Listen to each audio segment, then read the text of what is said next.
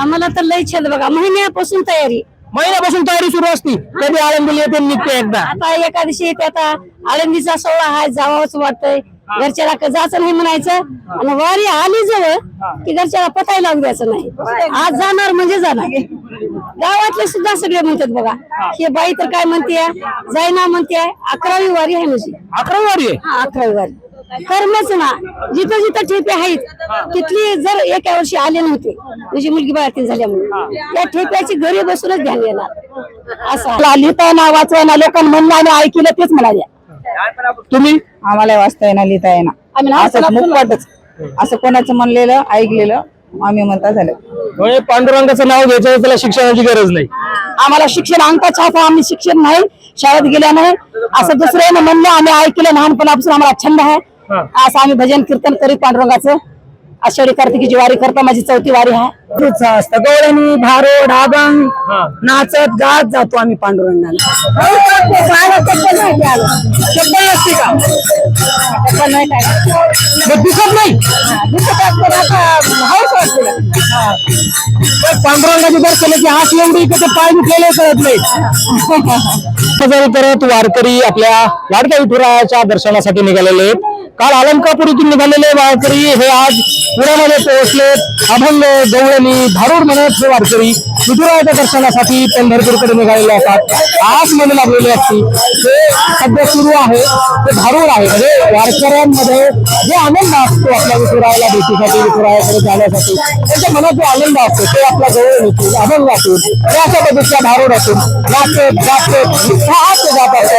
बाबांकडे जातो, मी त्यांना विचारतो कुठले तुम्ही जरा थोडस इकडे, म्हणजे मी बाबांना विचारतो बाबा माणूस कुठले?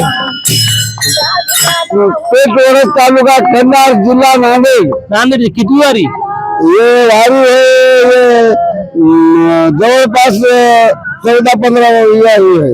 15 वारी. बरे, काय गावाकडे काय पाऊस पाणी? पाणी खूप आहे. आता थोडी उघड आहे, काही प्रेमित, काही गरीब, काही निघाले, काही तसंच बसले. आता तसंच पडले ते तसे ठेवून विठुरायाच्या दर्शनाला निघाले. हो, दर्शनाला निघाले. काय मागायचं काय विठुरायाचे? विठुरायाला काय मागायचं आहे? जर मागणं काय नाही, आपल्या देवाला सांगायचं एवढंच, आपला काही जन्माला गेलं उद्धार करा. तुम्ही कुठले माऊली? तुम्ही कुठले? घरी घरी गाव घरी जिल्हा लातूर. तुम्ही किती वारी तुमची? 10 वर्षापासून येतो तुम्ही.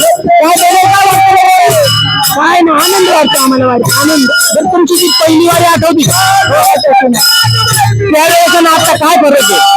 आता खूप लोक आहेत, यंदा लोक जास्त. पाऊस लवकर झाला, पाऊस लवकर झाला. पेरणे बिरणे झाले का? अशाच काय वाटतं बरं आळंदीतून तुम्ही निघता, काय मनात भाव असतो? आनंद वाटतो खूप. पांडुरंगाच्या दर्शनाला आनंद वाटतो. तेव्हा पंढरपूरला जावावं, पांडुरंगाची भेट घ्यावावं, चंद्रभागेची आंघोळ करावं, तो आनंद साधू संतांची भेट व्हावी म्हणून आनंद वाटतो.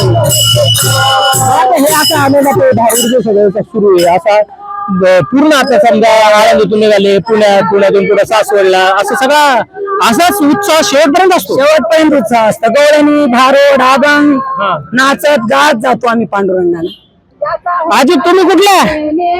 आम्ही नायगाव. तुमची किती वारी? म्हणजे 5वी वारी.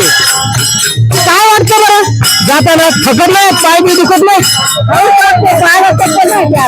चप्पल नसते का? मग दिसत नाही. पांडुरंगाची दर्शन की हात एवढी की ते पाय दुखलेले कळत नाही. तुम्हाला आधी कुठले तुम्ही? तालुका नांदेड जिल्हा. तुम्ही तिकडचे सगळे. काय घरी कोण कोण असते? एक मुलगा आहे, कारभारी आहे. आणि आता कोण कोण आले सोबत? आम्ही दुसऱ्या बाय आल्यात नाही आलो. आणि आळंदीला कधी पोहोचले होते? मंगळवारी आलत. आणि तुम्ही निघताना काय असतं डोक्यात? आता काय नाही, आनंद वाटते. कवा पंढरपूर गटल, कवा दर्शन होईल. काल तर आळंदीला पाऊस होता. काय अपघात झाली का? काय नाही. पाऊस येतो तरी असंच चालत राहतात. थकवा बिकवा येत कसं नाही काय देत ना पांडुरंगाने ते करते. सगळे संकट पांढरून हरून येतो. काय आजी हे भारूड आहे. थांबा या दोन आजी तुमच्या दोघांशी मी जरा बोलतो. बराच वेळचा तुम्ही भारूड म्हणतात की आता इथून तिथून तुम्ही निघतात हे असाच उत्साह शेवटपर्यंत असतोय. असाच उच्च शेवटपर्यंत करता आम्ही आषाढी एकादशी पर्यंत करता एखाद्या सोडूनच घरी जाता. आता हे भारूड तुम्ही शिकलेलं कधी आहेत नक्की? शिकलेलं आहे ना आम्हाला लिहिता ना वाचवा ना लोकांना म्हणलं आम्ही ऐकलं तेच म्हणाले. तुम्ही आम्हाला वाचता येणार लिहिता येणार असं मुखपाटच असं कोणाचं म्हणलेलं ऐकलेलं आम्ही म्हणता झालं. म्हणजे पांडुरंगाचं नाव घ्यायचं त्याला शिक्षणाची गरज नाही. आम्हाला शिक्षण अंका छापा आम्ही शिक्षण नाही शाळेत गेल्या नाही असं दुसऱ्यानं म्हणलं आम्ही ऐकलं लहानपणापासून आम्हाला छंद आहे. असं आम्ही भजन कीर्तन करीत पांडुरंगाचं आषाढी कार्तिकीची वारी करता. माझी 4थी वारी आहे. घरी कोण कोण असतं? घरी 2 लोक 2 सुना 2 लेकी सगळा परिवार घरी सोडून आपले निघाले येतो राजदर्शनाला. येटूच्या दर्शनाला आम्ही निघालो. दर्शनाला आम्हाला घरी राहायचं वाटणार छंद लागलाय नामाचा. विठू नामाचा छंद लागल्यावर घरी कसं राहावं? कसं वाटत राहायचं वाटणार. एका दिवस लोक माने गेले की आम्हाला घरी करमच ना त्याच्यासाठी यावंच वाटते म्हणावंच वाटते. तुमची किती वारी आहे? आमची 3री वारी आहे. 3री वारी. तुम्ही बी आपल्या विठू नामाचा जय घोष करत निघाला. जे गोष्ट करत निघता आम्ही आम्हाला घरी राहत ना निघालं सगळं निघालं की आपल्याला निघावं. मग वाटच पाहत असता भाऊ कधी जायचं आपल्याला. जायचं काय नाही एका दिवसात तयार होऊन निघाल्या. तुम्ही आम्हाला तर लय छंद बघा महिन्यापासून तयारी. महिन्यापासून तयारी सुरू असती. कधी आळंदीला येते निघते एकदा. आता एकादशी येते आता आळंदीचा सोहळा आहे जावाच वाटतंय. घरच्याला जायचं नाही म्हणायचं आणि वारी आली जवळ की घरच्याला पतायला लागू द्यायचं नाही. आज जाणार म्हणजे जाणार. गावातले सुद्धा सगळे म्हणतात बघा हे बाई तर काय म्हणते जायना म्हणते 11वी वारी आहे म्हणजे. 11वी वारी आहे. 11वी वारी कर्मच ना जिथं जिथं ठेपे आहेत तिथली जर एका वर्षी आले नव्हते म्हणजे मुलगी बाळातीन झाल्यामुळे त्या ठेप्याची घरी बसूनच ध्यान येणार असं आहे. आता आमच्या गावातली एक बाई म्हणजे माझ्यासाठी यावंच लागते.